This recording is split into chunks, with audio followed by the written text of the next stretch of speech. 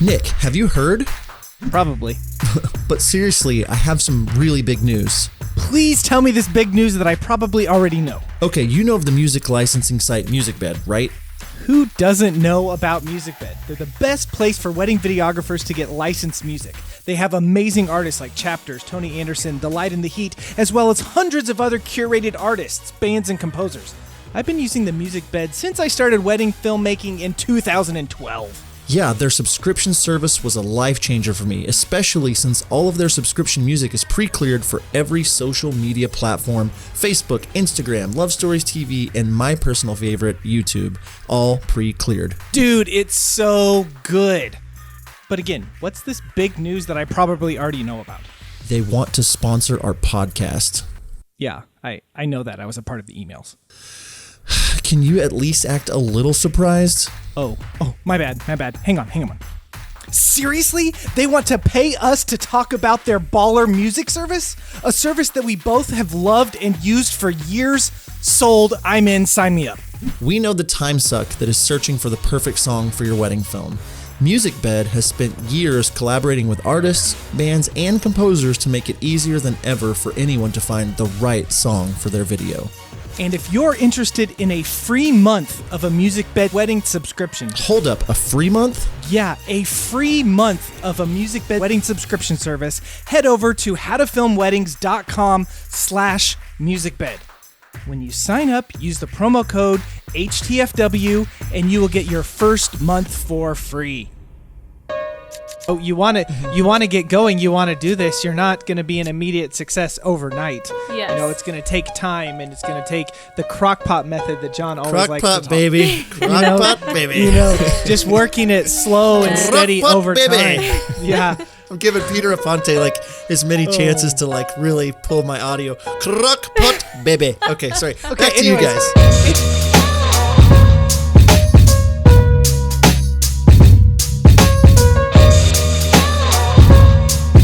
Hello and welcome to the How to Film Weddings podcast. My name is John Bunn, and today I'm joined by my good buddy, Mr. Nicholas Miller. What's up, Nick? Hey, my name is Nicholas. It is Nicholas. Yeah, score. Cool. So how are you, my friend? What's up? Dude, I'm doing really good today. Yeah, we just had an interview with Kaye Shaye. She's out in Utah. Anyway, you know, she's rocking it out there. So we just talked to her. It was really good. Killing it. Okay, so she told us last year she shot 100 weddings. 100 weddings. I mean, my mind was blown. We talked to her about how in the heck that happened. We also talked to her about a video that she was in that kind of went like semi-viral, especially in the wedding community, about females making it in the wedding industry. We talk all about that. We talk about her huge Instagram following. We talk about the way she puts together her Instagram videos, lots of things. So let's go ahead right now, jump on into the episode with Kaye Shaye Films. Let's go.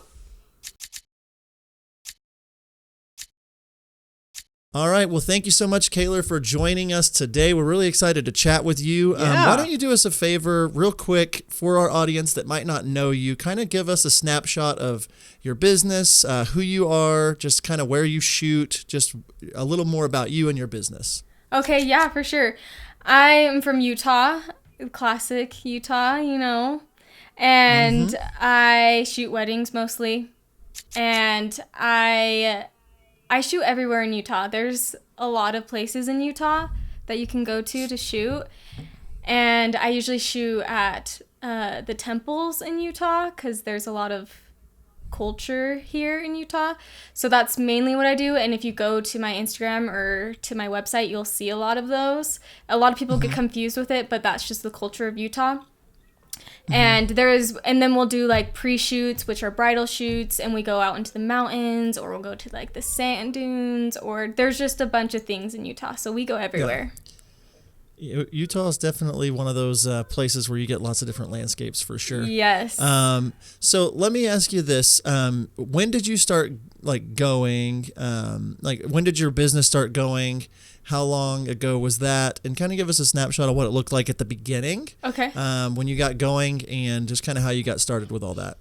So I actually started 5 years ago, and I would love watching wedding videos. I don't know why. I just loved watching random wedding videos. And especially this one person, and he just was amazing. And one day I was just watching his videos, and I was just like, wait, like, he does this for a career. Like, I want to do that. So I just picked up the camera, and I was like, I'm just going to do it. So I just went for it. I did not look back. Like, I was just like, this is what I want. So I just went forward. I looked for other people that were in that industry, and I reached out to them. Some people didn't come back to me. They didn't contact me back, which is fine. Like, they're busy too. But I had someone that I knew that was like, yeah, like, let me help you. Like, these are the things I got, and these are the things that you need to look out for. And I was like, oh, perfect. So he helped me out a lot to get me started for my first year. And my first year obviously is like testing the waters, trying to figure out cameras and trying to figure out Premiere and all that stuff. And then the second year he was actually like, hey, I actually need help editing. And I was like, perfect. I was like, that's exactly what I need. And that, I think, set me up right there, is editing. Because I would go and shadow him, but I was also shadowing him through editing, because I was editing all of his stuff. So I was constantly learning because I was editing every day. So I wasn't just learning editing, I was also shadowing. So I felt like it was the best of both worlds. Great. So that year, I did that for him. And then I was doing my own thing on the side.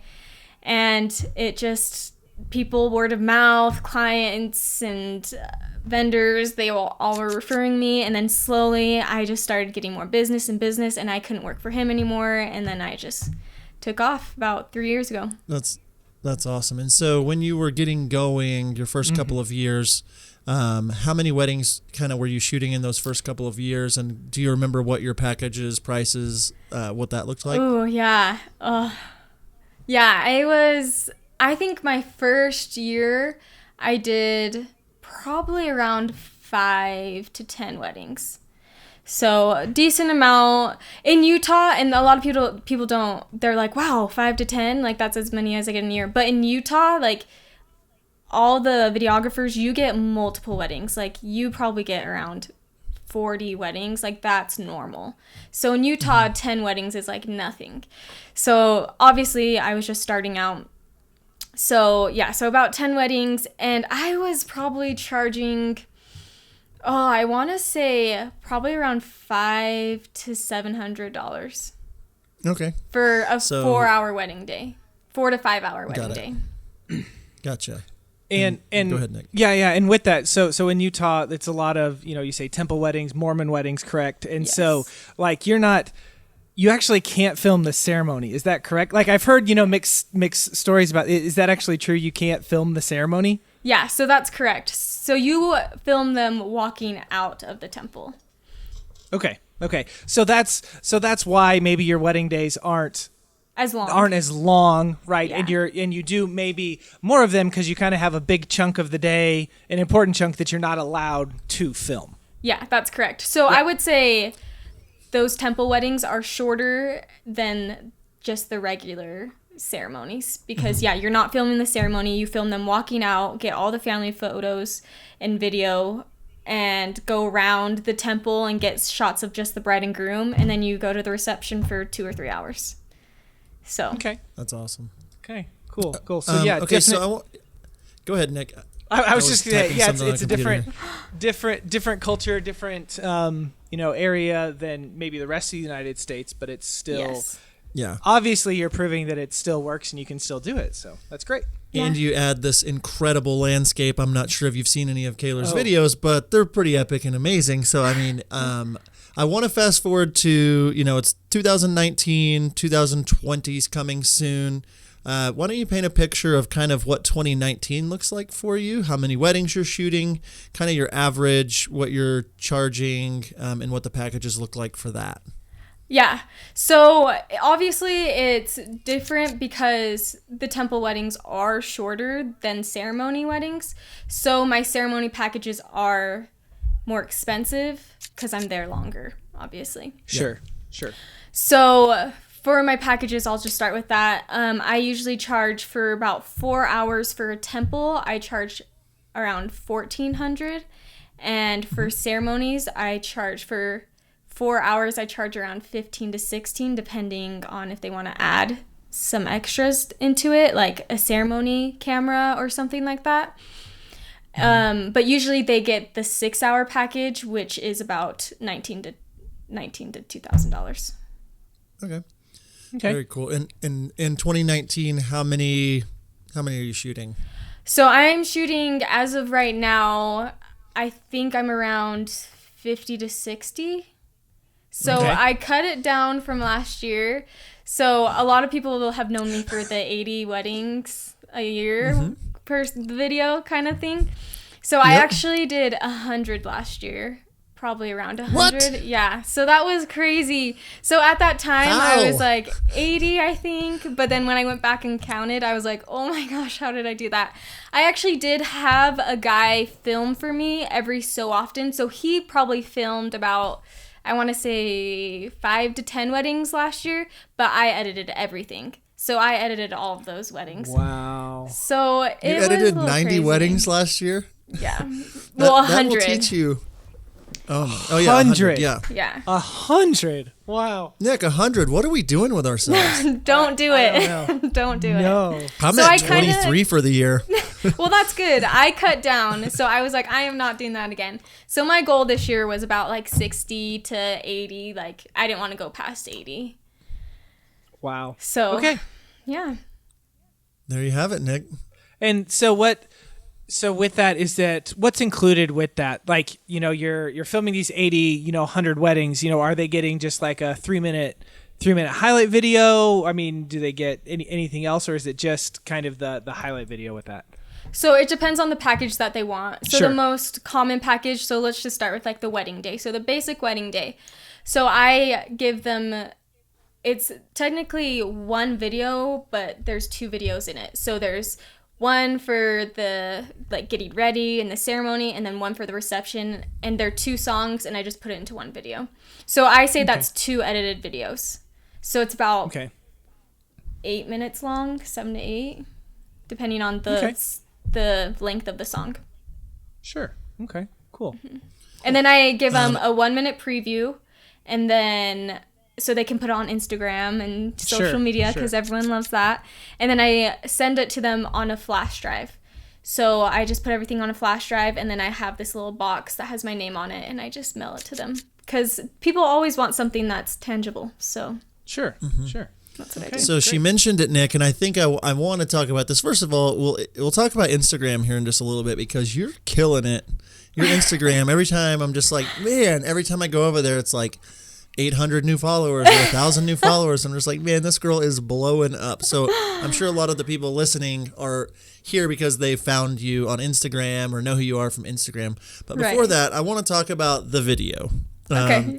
Yeah. If you're not sure what we're talking about, we'll try to link it in the notes. But tell us about this video that you were in, and then the controversy around the video. Like, I think it was kind of fun. It was like our own little like scandal almost that we got like just all these people talking about. So tell us about this video that you were in and what it did.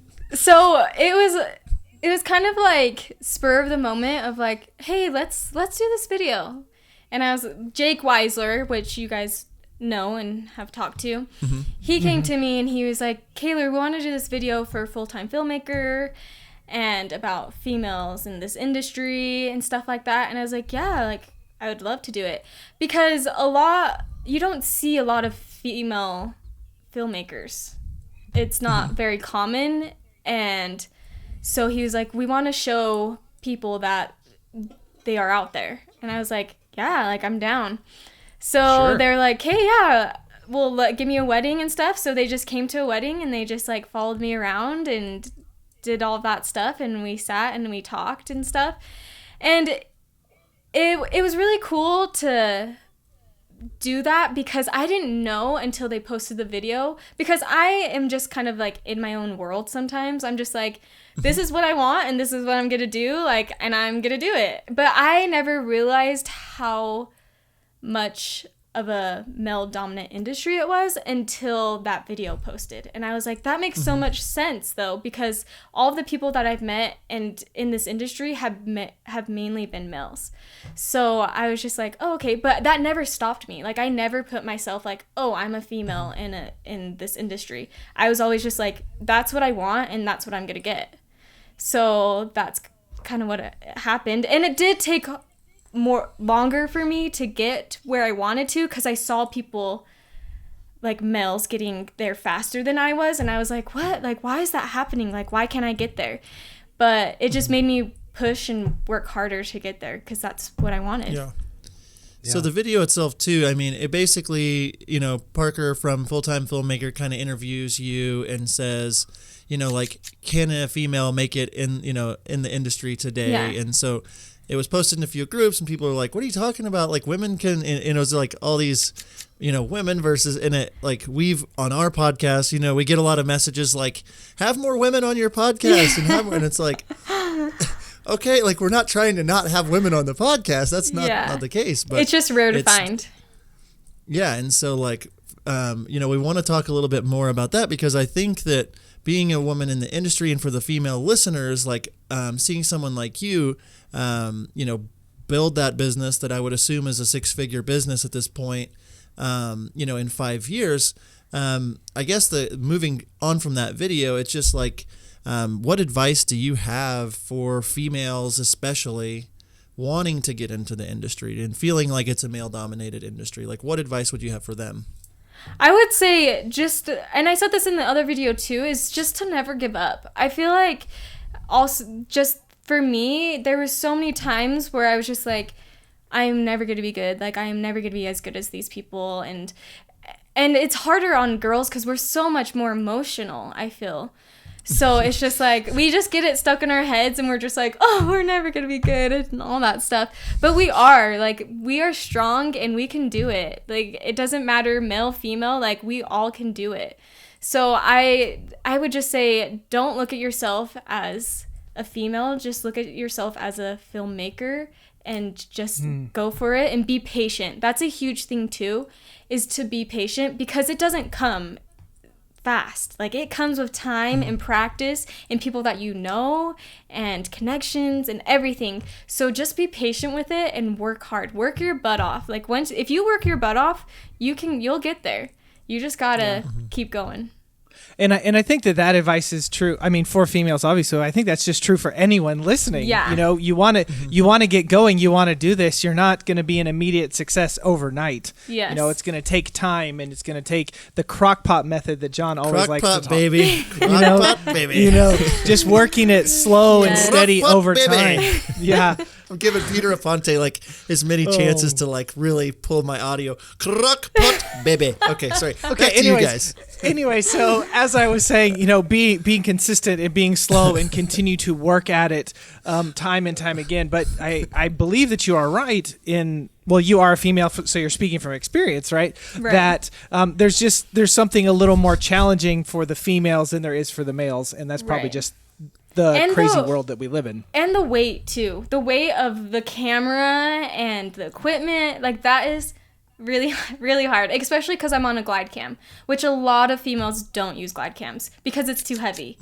But I never give myself an option to use anything else, because the videos that I wanted, I were with glide cams. So that's why I was like, okay, I'm going to use a glide cam. And I'm a small person. Like, you saw that in the video. Like, I am only 5'1", and I'm just tiny. Like, there's not a lot of muscle or anything. But I can do it. Like, I am now on a 1DX Mark II. So I got to a heavier camera, and I still am doing it. So yeah.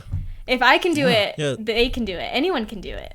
So don't let that stop you. And I think that's a huge part with the females, is they're just like, it's heavy. And I'm like, I get that. Like, I was there, I picked it up, and I was like, no way, I can never do this. And people were like, oh, you got to go to the gym more. Yeah, like, going to the gym is great. But it's also practice. Practice. Yeah. Like, you don't go to the gym and you're not like, oh, let me lift this weight like this. Like, because that's the muscle that you use. So it's just practice. She did the robot. Yeah. Go to the gym. People are like, what are you doing? Oh, I'm just glide camming, preparing like for it. plates, just like, none of your business. I'm a wedding filmmaker, dang it. Yeah. So you're in this industry. And so for me, like, I'm kind of in the same world, like, where it's like, I'm kind of in my world, and I didn't really pay attention much to, like, the fact that the majority of the people doing this are men, until like recently it's like, oh yeah, I guess that would be the case, and it's like, it's really, for me, I think the female filmmakers have an advantage because they're female. I'm not saying that we can't get in touch with our emotions or anything, but go ahead, Nick. That's something I am floored how there are not more, at least female editors. Like I am floored by that because, I make this video that's awesome in my opinion, and my wife comes in and watches it and she's like, okay, you need to change these 3 shots because of your angle and the bride is not going to like how she looks. And, here's a great emotional moment that if you just would have held on to that much longer, it would have been so much, there's just something to that I am so surprised that we don't have more female editors because you're thinking, you just think differently. Right. Yeah, so anyway, I cut you off. You were saying something, and then I interjected. That was what I was going to say. Yeah. Well, and the thing is, too, is, like, if you look at my videos, I've actually had a mom of the bride come up to me and be like, I picked you because she's like, I could tell you were a female. And I was like, how? And she's like, because your videos are so, you capture that emotion. And that's just how females are, we're more emotional. So, and that's the thing, like, in my videos, you see a lot more emotion than you do in some other people's videos. And that's because we have the advantage of that. And, like, the thing is, I will see, like you were saying, like, something on the bride, I'm like, oh, that doesn't look good on her. Like, I need to, like, do a different angle or do a different or not use that shot or something like that, because yes, we do pay attention to that more, and people see that. People will see that in your videos and stuff. Sure. So we do have an advantage in that way. Yeah, great. So females out there, don't hold back. That's what we're basically saying, is like, I feel like the industry needs way more females because it will lift the industry. I mean, it really will. Yeah. And if you're afraid to do it, just look at Kaylor and what she's doing, and it's like, she's killing it. And another thing I will say, like, in the photography world, if you would have checked in the photography world in like the early 90s, it was like 90% men. I mean, very, very male heavy dominated. And now in, almost 2020, the photo world is vastly majority female. Yeah. Oh, yeah. And there was this massive shift. So I will not be surprised in the video world if in the next 15 to 20 years, we have a very similar shift. A very similar shift in the same way. I can totally see that, because I've seen so many females reach out to me since that video, and they're like, I want to be there. I'm like, you'll get there. Like, you will definitely get there. You just keep going. Just keep going. Yes, you're gonna get discouraged, but you just keep going. Don't let that break you down. And I think that's where a lot of females go, is like, it will just break them down, and then they'll just be like, I can't. But it's like, no, I just want to be there and just, like, grab them and be like, you got this. Like, you will get there. Like, just keep going. Yes. I think most people just are so in their head, especially, like, my wife does this, where she'll, like, overthink something to a fault, where it's like, you're playing the scenario out in your head too far. Just get going, start moving, and then course correct. And so I'm sure that's super encouraging for the listeners, for sure. I wanted to ask you, like, the films. So we had Jake on the show a few months back, and he was like, he tagged you, so that's when I found you and was like, started watching some of your films. Why don't you explain to the listeners just a little bit, like, what your films, I don't know how to word this, but, like, tell us about your films, and tell us about, like, why you think that they're going, like, getting so big on Instagram. Like, every film that I fly by on your page, I mean, 5,000, 10,000 views, 50. I mean, it's just, they're catching, a lot of views on Instagram. And before we move into talking about Instagram and you growing that, I want you to kind of explain, like, your approach to putting together these videos for Instagram, if that makes sense. Does that make any sense? Like my style? Do you want to know my style? Nick, tell her what I'm saying. I'm sitting here wondering if I know what it is you're saying. This is not my first rodeo, dang it. What I'm trying to ask you is tell me your approach to putting together an Instagram video. What are you thinking about when you're okay, putting this together, how can I get the most views and the most interaction? What kinds of things are you looking to put in those films from your shoot? I guess better? Yeah, I think so. No, that makes sense. So. Yeah. Right. I would say I usually, cuz I come from a big 6-minute film and I break it down into a minute. So I only have a little bit, there's only a little bit of time I can put in there. And there's so much good footage in there that I'm I want to throw this in. But I just am okay, what clip just stands out to me? And I'm I want that. And so I'll throw all those in and I'll be okay, those are the ones that I'm okay, let's, I want that. And then I put them, and then I cut them down into a minute.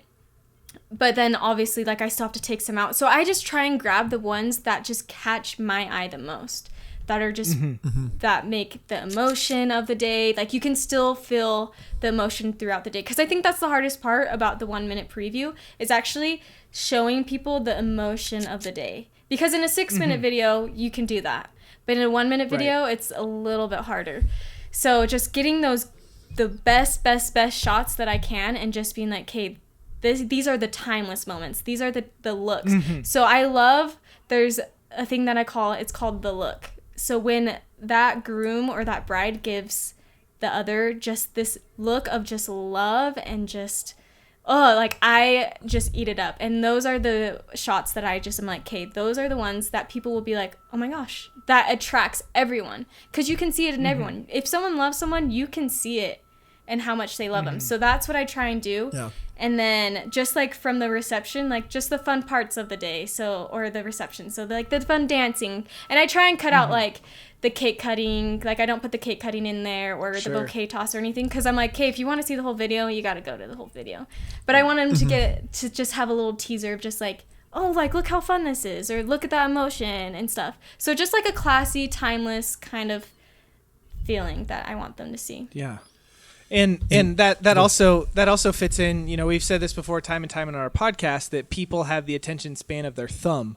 And so, you're on Instagram and they're just scrolling. You want to have that wow shot on top of the mountain that's backlit with the sun flare as your first shot, so that people will just at least stop for a second and look at it because it's different and it sticks out. So yeah, picking the best stuff to put in that 1 minute is great. Yeah, John. So you're taking your 6-minute film, Kaylor, and then you're going from that and basically saying, I'm going to pick the best of the best footage and creating something completely unique, maybe with the same song. Are you including audio from the day? What does the process look like for you to go from 6 minutes to 1 minute? So I finish the video and then I go and I just go through that video again and I just pick those clips. I'm okay, this is what I like. And then I put it in and then I clip it up into the minute and then I get the audio. If there is audio, because a lot of temple weddings don't have audio, if you haven't noticed. And then if I do a ceremony, if there's a part in the ceremony of the talking where I'm just I need that, then I'll just pick little bits of their talk and I'll just put it in. Depending on where it fits in, obviously. And then it's hard because on the 1 minute video, you have to do it fast. They're fast clips. Right. And a lot of people see that. They're wow, your videos are so fast. I'm yeah, because that's the 1 minute preview. It's a preview. It's not the video. So it's kind of fast, but I want to make it flow together and just make that 1 minute just grab their attention. Yeah. So that's what I try and I think a lot of people just put their video up and it's the first minute from the full feature, they're just I'll put that on there. There's not a lot of thought that goes into it. And I think just taking that and what Nick said several times on the podcast, just taking that eye candy and it's the first shot or two has to grab their attention. Yes. And if it doesn't grab their attention, they're out. They're just going to keep swiping on. Yeah. Yep. So that's what I've found in my 1 minute previews. And sometimes it's hard because I'm oh, I finished the video, oh, it looks great. But then I'm okay, project's done. But I'm oh, wait, there's need to do my 1 minute preview. And it's worth it. In the end, I love it because it's just like, I'll go back and I'll be like, oh, I remember that wedding. Like, that was awesome. And so many people, they'll comment on my Instagram and be like, I love your 1 minute previews. Like, you just show the whole day. Like, no one really does that because everyone's just like, this is how it goes. But I like it. So tell me, what CRM do you use?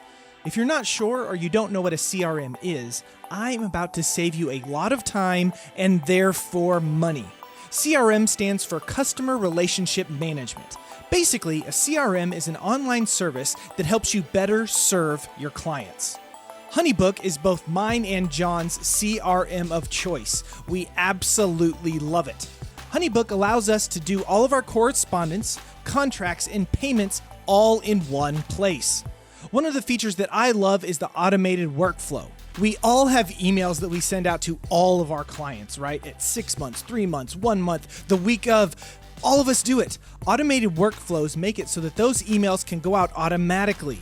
Since I don't have to take time to, 1, remember to send them out, and 2, to write them, I save time and make more money by working more efficiently. Are you interested in saving time on the business side of things? Go to howtofilmweddings.com/honeybook for a free 1-week trial.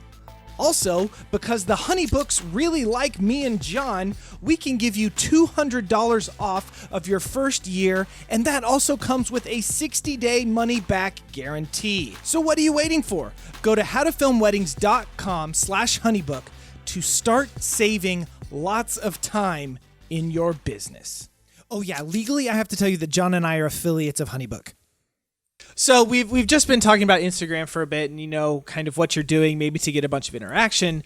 But, you've really grown an Instagram account and you have, thousands and thousands of followers and all of that. And your videos are getting all these, views and everything. John was saying, 5,000 to 10,000 views, per video and that kind of stuff. So why don't you share, maybe some of your strategies and stuff for actually growing your Instagram account? Or is this just something that you kind of accidentally stumbled into, you could be honest with that. So, just kind of share us your thoughts on Instagram, because I know a lot of people want to grow theirs a lot too. Yeah, that has always been such a hard thing, is growing an Instagram following and getting people to notice you and your work and stuff. But it fell into my lap, which was like, what in the world? I don't even know what happened. But it was from that video that I did with Full-Time Filmmaker with Parker. Sure. All of a sudden he posted that and everyone saw it, and it was like, yes, like, and they just started following me, and I was like, what in the world? Like, I knew I could get a couple thousand, but I didn't expect as many as I've gotten. But I think it was just because it was something different. Mm-hmm. And I was a female, and people were like, whoa, this is so unique. So I didn't know it was, like I said before, like sometimes I just am in my own little world, and I just don't even notice. And then, so all of a sudden it just started growing and growing, and like ever since it's just been going up. And I think that's a really great point that I want to touch on here for a second, that I just thought of, and it's a really good point. There's so many, like, working hard in this industry and working hard in indie industry, like, really seriously matters. Like, if you're not working hard and you're not putting in the work, then it doesn't really matter. But we have like a wide gamut of people. You have people that work really hard that only have a few hundred followers, and people that work really hard that maybe have a couple thousand, and then people that work hard and have 20,000. You're like, what's going on here? And I think you just touched on something. You like hit a break, like you fell into something like accidental. And sometimes like that's just how it happens, and that's just what happens. Like you might, just because you're working really hard and you don't have all those followers doesn't mean that you don't have good stuff, or you don't do good work, or you don't have a good business. It can be you just haven't gotten that break that someone else has. Right, exactly. Because, you go ahead. No, you go ahead. You're the guest. I'll let you talk. No, thanks. But I want to say something next. I have dibs. Okay. I call dibs. Okay, you got the finger. I was gonna say, last year at this time, I only had 5,000 followers. 5,000 followers. So that just tells you right there, like, not even a year ago that I only have 5,000 followers. And the guy that got me started, his name is David Perry, and he only has a couple of thousand, and he's amazing. It doesn't matter how many followings you have. That doesn't say, oh, your work is better because you have this many followers. That has nothing to do with it. But I've had people in the past year from, like, when I was in wedding season last summer, I would be like, oh, this is my Instagram, to like photographers or people, and they'd look at it and be like, oh, okay. But now they'll look at me and be like, oh, okay. I'm like, what? I'm like, you haven't seen my work. Hashtag like, what is famous. that supposed to mean? So I'm like, no, that's not fair. Like, we shouldn't, just because you have more followers than someone else doesn't mean you're better than that person. Absolutely. That's not a thing. Like, you just do the best work you can. And I'm like, how many weddings did I did 100 weddings last year, and I only had 5,000 followers. So doesn't matter. Yeah. I'm like, I'm still getting clients. I'm still getting weddings. Like, it doesn't matter. Right. So that's my 2 cents about it. My 2 cents to add to, I called dibs. So Nick was talking about like getting a break, and I will say this, like, if whenever you had the video with Parker, if you didn't have really good content on your Instagram page, people wouldn't have followed you. And so like there was a lot of work that went before the big break. You know what I mean? So like if you would have been featured in that video and you would have had one post and it was a video that the thumbnail sucked and like the video was like, you wouldn't have gotten, you're almost to 20,000 followers at the time of the recording here. Which that number, again, isn't like what is the be-all, end-all that matters, but I'm sure that you're getting lots, if not 90+% of your bookings from Instagram. And so, like, the people that, referrals and Instagram, but, like, if you're not ready for that break to happen, if you haven't put in the work, whenever that presents itself, it's going to just slide by. And so I'm not sure how you got connected with Jake or with, Parker, but like, location, you guys are close, you and Jake or whatever, and things like that. But if your videos would have sucked at that time, or if you hadn't put in that work, they probably would have even passed over having you on their video. And also, with that, there's also the importance of, networking with other people. Because, right, it was Jake that came to you that said, hey, we want to do this thing to do that. And if you would have been like a jerk to him and like never talked to him, and like he might not have reached out to you, to be a part of that. So, it's good work, it's networking, and a big break that kind of added to this whole pot of stuff. So it's a lot of things that everyone else needs to keep in mind. Like, well, why aren't people following me? Why isn't this happening to me? Well, if you keep working at it, you never know what can happen. And that might never happen to you. But if you're working hard and you're networking and you're doing it right, then you're still going to be successful whether you have 10,000 Instagram followers or whether you only have 5. Doesn't matter. Right. Well, and that's the thing about Jake. So obviously Jake got started after me because he's only been doing this for 2 or 3 years or something like that. But how I met Jake was we were at the same temple at the time, and he came up to me when he was just starting and was like, hey, you're Kaye Shaye Film. And I was like, yeah. And you like, that's true. I am. Yes. Yeah. I'm like, yeah. And he's like, yeah, I love your work. He's like, I'm Jake Weisler. I'm like, oh, I think I have heard of your name. Like, you're coming up. Like, I've heard of it coming up because he was new. So he came up to me networking. He was so good at networking.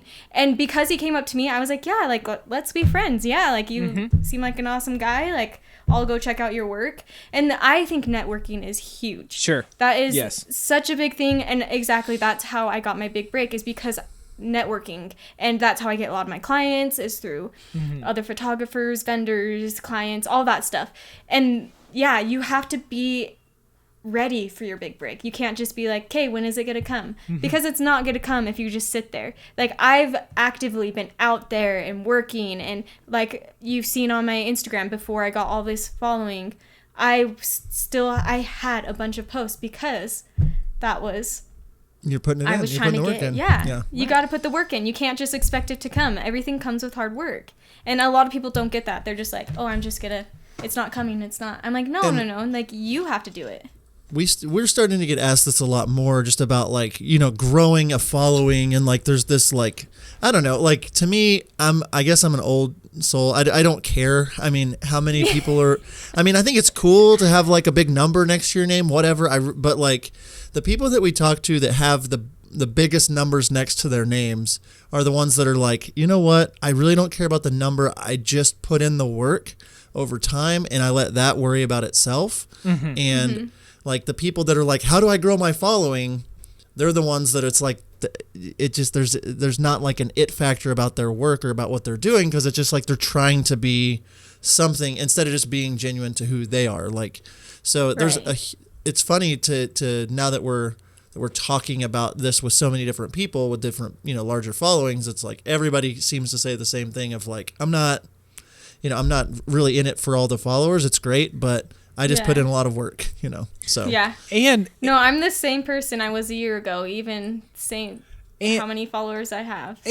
And you were also saying, John and I have always said when it comes to a following, I would much rather have 50 followers if they were like my clients and engaged with me and like want to hire me, and like that's the thing that we should really be basing our stuff. Yes, it's cool, to have the swipe up feature, on your stories, and to have all these people, and like all that stuff's really cool. But at the end of the day, if you have a massive following but you're not reaching your client and getting your clients, like then it really doesn't matter. Yeah, no, it doesn't.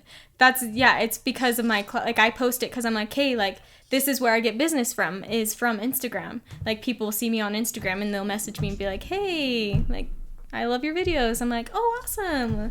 So it's nice. I like it because it's a way to reach out to more people, but it doesn't matter how many followers. Right. I have. I love it. All right, I'm going to move on. We have a question of the day.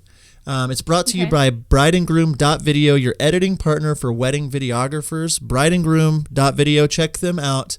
The question actually comes from your friend Jake. I picked this one. It's just basically we're just going to talk about Jake the whole time. Hi, Jake.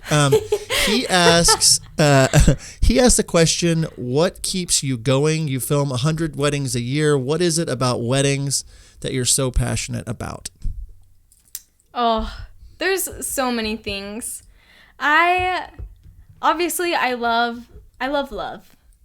You have to love if you are in wedding videos. So, right. And there's just something contagious about it.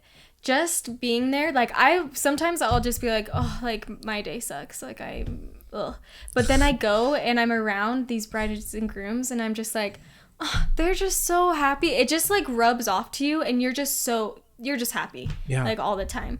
And I just love the people that I meet. I love going out and just meeting these people and like experience, like you see the real them on their wedding day. Like it's not a fake person because it's their wedding day. So it's cool to actually see someone, like meet them and just be like, wow, this is you. Like this is really who you are. And that's what kind of keeps me going, is just my clients are awesome, and I have loved my clients, and just to see them and to be able to capture them in that day and give them something from that day that they can feel that emotion throughout their whole entire life is awesome. And I heard this from another videographer, once again, the guy that I just have loved for years, David Perry. He said this to me a couple months ago, and I was like, that is so true. He's like, we help marriages. We help these people because when they have those days where they're just like, oh, marriage is so hard, they can go back and look at their wedding video and be like, that is why we got married. Like, that's the love. And I was like, oh, you're so right. Like, that is why we do what we do. Yeah. Is to help people in their marriages. Like, people don't think that. And I didn't think that for years until David mentioned that to me. And I was like, you are a very smart man. Like, that is so true.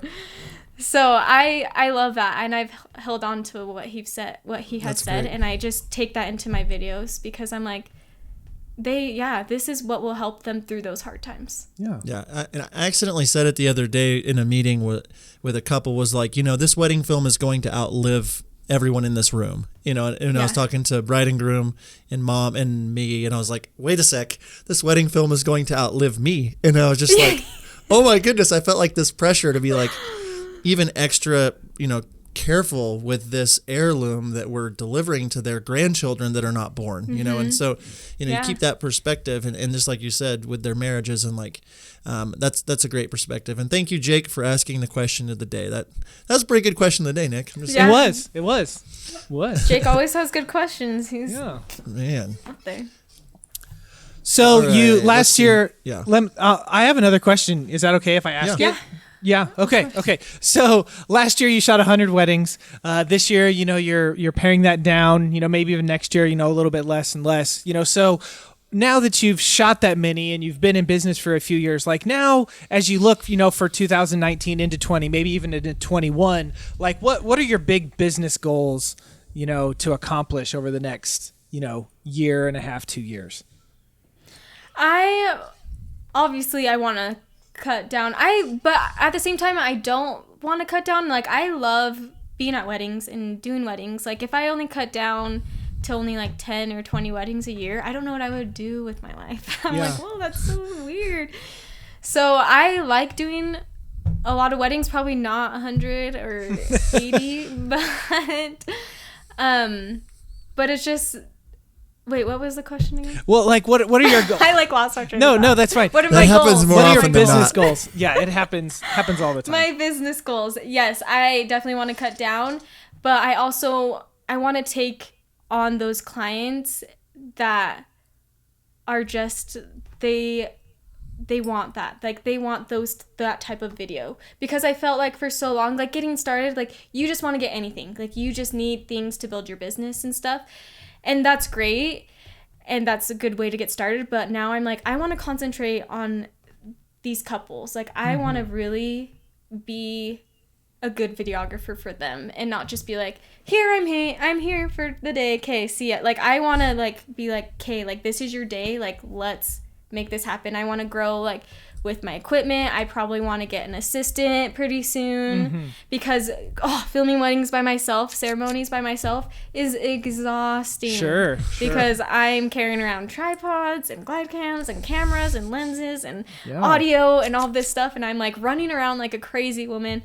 So I'm just like, hey, I need an assistant. So I would definitely want to get an assistant and grow in that way so I can have the capability of doing multiple things and getting more motion from that day, having multiple cameras and stuff. That's great. So. That's great. And then what one thing would you say that you like where you are like in your business and how you're like, are you happy? Are you good? Like, do you feel great about where you are in it? Yeah. Okay. I feel like I am at my spot where I'm like, okay, this is great. Okay, like, I love this. That's amazing. And I think that, I know that I'm sure you get some pushback from some people. They're like, okay, you're, $2,000, around that, and you're shooting 100 weddings. Like, why don't you double your prices and you can shoot less or whatever? But at the end of the day, if this works for you and you are happy with it and it's your happy price, like, I think that that's such a big thing that you have just come to terms with. And it's like, no, this is what I want to do. This is how I want to do it. And so like the people out there, they're like, oh, I can't believe she does all. Well, Kaye is good with where she is and what she's doing. So I think that all of us need to take that into mind as we're thinking about other people. Maybe I wouldn't run my business like that because that doesn't sound good to me. But if you're good with it, go for it.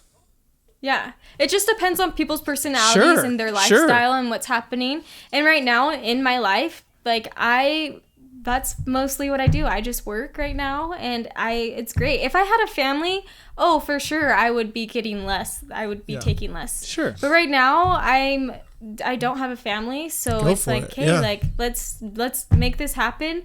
And the more I've seen this too, the more weddings I do, the more I get out there, the more clients I get to meet, the more people I get to interact with. So might as well do it now while I can, and then take less later. And then I have a lot of people that I already met. Yep. Yeah. That's huge. That's great. So good. Nick, this is good stuff. It touched on a lot of things. Definitely lots of stuff. So, Kaylor, if people aren't following you or want to see your work, tell us a little bit about where they can find you. So they can obviously go to my Instagram, Kaye Shaye Film. That's my Instagram. And then my website is Kaye Shaye Films. I know it's a little different. Jake always gives me so much crap for it, but I don't know why I did that. So kayshayefilms.com is my website, and that has my videos, and then it will go to my Vimeo. I have all my videos on Vimeo. Okay, cool. Yeah, and we'll link it in the show notes below. Sure, absolutely. Seriously, thank you so much for taking the time. Hopefully this wasn't too difficult, and my questions that didn't make sense maybe make sense to the listeners. I don't know. I mean, whatever. But we really do appreciate you being on. Yeah, thank you. Yeah, thank you. I appreciate it. It's been fun. Yeah. Good. Well, to the listeners out there, if you're watching on YouTube, be sure to subscribe, like, share the video. If you're listening on iTunes, podcasting, review this audio. Let us know what you think. And until next time, we'll see ya. See ya.